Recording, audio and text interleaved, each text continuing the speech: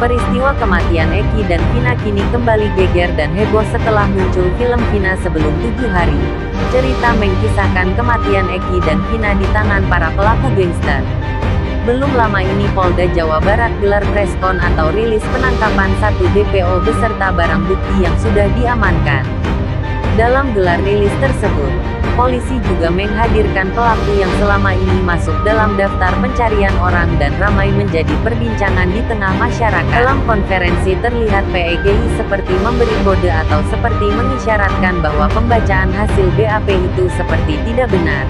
Hingga tertangkap kamera memainkan bahasa tubuhnya dengan menggelengkan kepalanya. Pelaku DPO ini pun sempat membantah bahwa dirinya bukan pembunuh dan dia difitnah. Pergerakan bahasa tubuh PEGI di saat rilis Polda Jabar menarik simpatik pakar ekspresi dalam melihat pergerakan PEGI tersebut.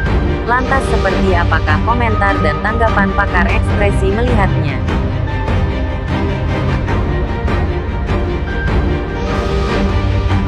Dari video yang bisa kita lihat ya, kalau kita ngeliat si Peron ini kan kayak dia ngeliat sering ke bawah gitu ya, dan juga sering banyak reflektif. Jadi kalau misalnya kita lihat dari cara dia mungkin kayak melihat lirik matanya itu berubah kanan kiri segala macam, mungkin ada banyak refleksi yang lagi dia pikirkan ketika dibacakan gitu ya. Jadi semua terkait dengan kejadiannya gitu, kayak dia reka ulang di dalam sini. Sekaligus kita bisa melihat mungkin sesekali dia gerakan ke kepalanya gitu ya, geleng-geleng. Itu biasa memberikan satu sinyal bahwa seperti ketidaksetujuan. Nah, bisa jadi itu adalah sebuah bentuk memang dia lagi recall, atau bisa juga mungkin kalau misalkan just kayak lagi santai gitu ngadepinnya. Karena kalau misalkan kita lihat juga kalau misalkan memang orang yang bersalah terhadap sebuah keadaan tertentu dan dia ada di posisi disudutkan, biasa kecenderungannya itu matanya itu mungkin akan lebih apa ya, kayak kalau kita lihat kayak agak kosong, ternyata direct gitu, terus kayak datar gitu, tidak ada perubahan yang dimana.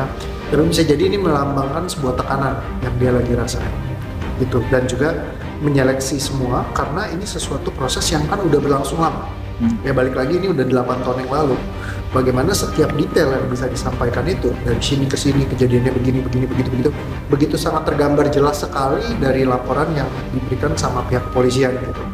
Which is it's good kalau misalkan memang selama ini ada detailnya sendiri, tapi mungkin dia juga di saat yang waktu itu lagi mereksain semua tuh, benar gak sih dulu pengalamannya seperti itu. Kalau misalkan memang dia yang diceritain kayak gitu, ibaratnya kayak nyari celah, lewat mana nih saya bisa mungkin ngeles gitu ya, kalau memang dia melakukan. Tapi kalau misalkan dia nggak melakukan, ya mungkin ya just dia akan kayak oke, ini enggak nih, gue sama sekali nggak kayak gini. Seharusnya mungkin nggak ada perlu untuk mempertimbangkan atau ngecekin semua satu-satu kayak gitu. Nah, jadi ini ada sesuatu yang menarik juga sih. Kelihatannya ya seperti dia menunjukkan bahwa ini semua tidak sesuai, karena ya geleng-gelengan tanda ketidaksetujuan juga gitu dari setiap statement-statement yang diberikan gitu. Nggak kayak gini nih aslinya, kayak gitu. Nah, kalau misalkan nggak kayak gini nih aslinya, berarti sebenarnya apakah mungkin juga ada interaksi di sana? Ya kalau misalkan memang kan banyak juga yang seliweran di luar sana bilang, oh ini korban salah tangkap. Ini juga ada sesuatu yang menarik. Kalau misalkan dia korban salah tangkap, suppose tuh mungkin dia nggak perlu menganalisa satu persatu perkataannya, ini enggak, karena memang semuanya enggak gitu ya kan. Jadi memang menarik sih kalau ngeliatin dari gesture-nya kayak gitu. Tapi dia sangat reflektif, jadi kayak lagi mempertimbangkan segala sesuatunya, apakah ini benar nggak seperti itu kejadian itu. Misalkan orang yang tertuduh biasanya kecenderungannya akan sangat-sangat apa ya, kayak direktif banget untuk tidak, misalkan kayak kita bisa lihat perbandingannya Mas Saka ya, saya kemarin kasih tahu. Kalau Saka itu kan direct banget, matanya langsung kayak tajam sekali, dan dia benar-benar dengan seluruh tekad dari seluruh tubuhnya kita bisa ngelihat bahwa dia benar-benar kayak gue dizolimin banget gitu. Itu posisi yang dia benar-benar kayak tunjukkan dari semua sikapnya dia, dari cara dia ngomong, gesturnya semua tuh beda gitu.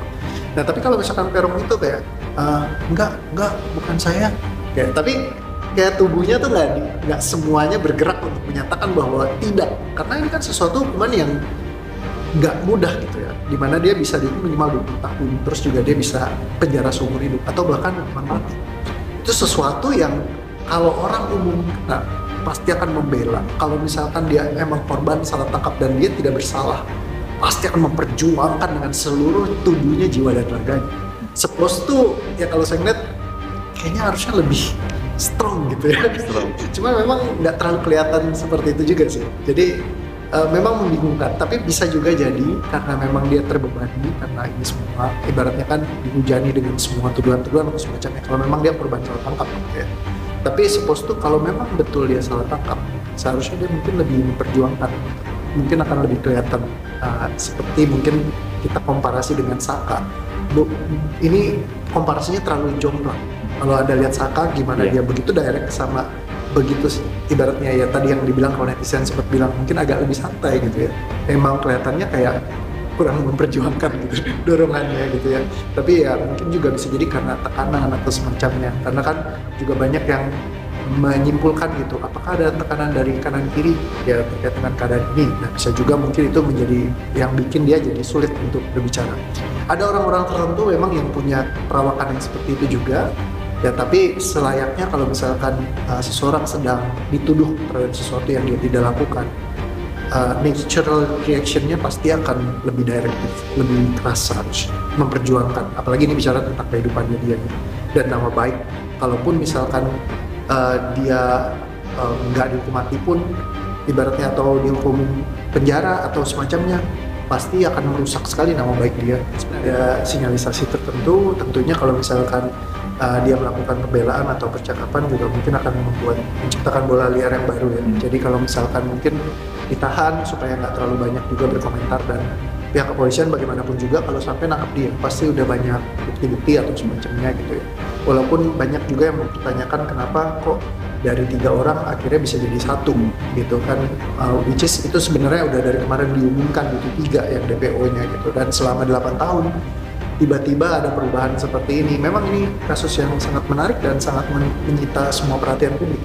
Jadi seru nih. Bagian juga menurut saya ya perlu kita kawal sama-sama juga. Bagaimanapun kalau misalkan memang dia adalah orang yang bersalah ataupun melakukan semuanya, ya selayaknya dia diberikan hukuman yang seberat-beratnya. Karena bagaimanapun juga kasus Vina sama Eki kan begitu luar biasa ya. Apalagi kalau lihat di filmnya gitu, bagaimana penyiksaan dan penderitaan sampai bahkan pembunuhan ini sangat-sangat ekstrim, dan saya rasa tidak ada anggota keluarga yang tidak tersakiti dengan hal seperti ini gitu ya. Kita lihat juga papanya Eki kemarin bercerita sambil menangis karena ya sewajarnya mereka sangat dirugikan dengan keadaan seperti ini ya. Kalau misalkan Anda juga membayangkan anggota keluarga yang harus kena seperti itu, tentu akan sangat berat bagi mereka. Jadi ya mungkin privasi mereka perlu kita jaga sama-sama untuk tidak terlalu mungkin menekan ke mereka juga. Ya gimana pun juga ini case yang sangat menarik, apalagi dengan terjadinya perubahan seperti ini, tadinya 3 jadi 1, pasti netizen akan banyak bertanya banget gitu. Jadi kita perlu kawal yang sesungguhnya. Kalaupun misalkan memang bukan yang salah itu bukan Peggy atau semacamnya, mungkin diberikan keadilan juga bagi mereka gitu ya.